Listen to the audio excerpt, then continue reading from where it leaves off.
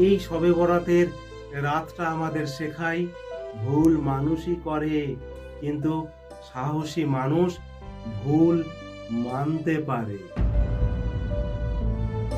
আজ একটু আলাদা রাত, গ্রামটা যেন একটু চুপচাপ। দূরে আলো জ্বলছে, কিছু মানুষ ধীরে ধীরে হেঁটে যাচ্ছে। আজ শবে বরাত।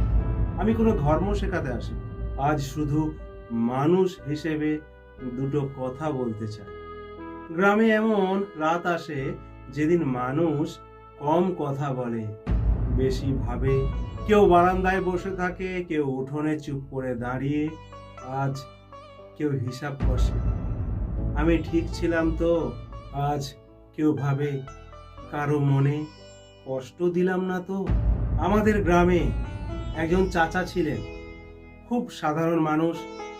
তিনি বলতেন, রাতে আল্লাহ নয়, আগে নিজের চোখের দিকে তাকাও। শবে বরাতে রাতে তিনি কাউকে খারাপ কথা বলতেন না, পুরনো রাগ মনে রাখতেন না।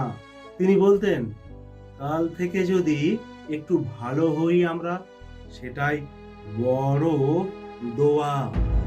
এই শবে বরাতের রাতটা আমাদের শেখায় ভুল মানুষই করে, কিন্তু সাহসী মানুষ ভুল মানতে পারে। আজ যদি কেউ মনে মনে বলে, আমি অহংকার কমাবো, আমি রাগ কমাবো, আমি কাউকে ঠকাবো না, তাহলেই এই শবে বরাতের রাত সফল।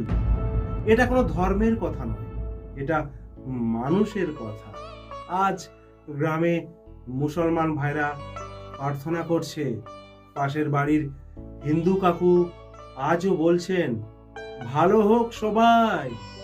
এটাই তো আমাদের গ্রাম, এটাই আমাদের শক্তি। ধর্ম আলাদা, কিন্তু মনটা তো এক।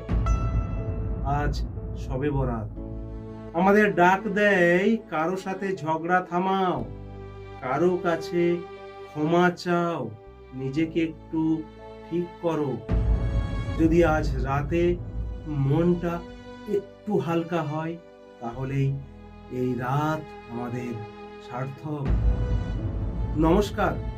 এই কথাগুলো যদি আপনার মন ছুঁয়ে যায়, একটা লাইক দিন, কমেন্ট শেয়ার করবেন।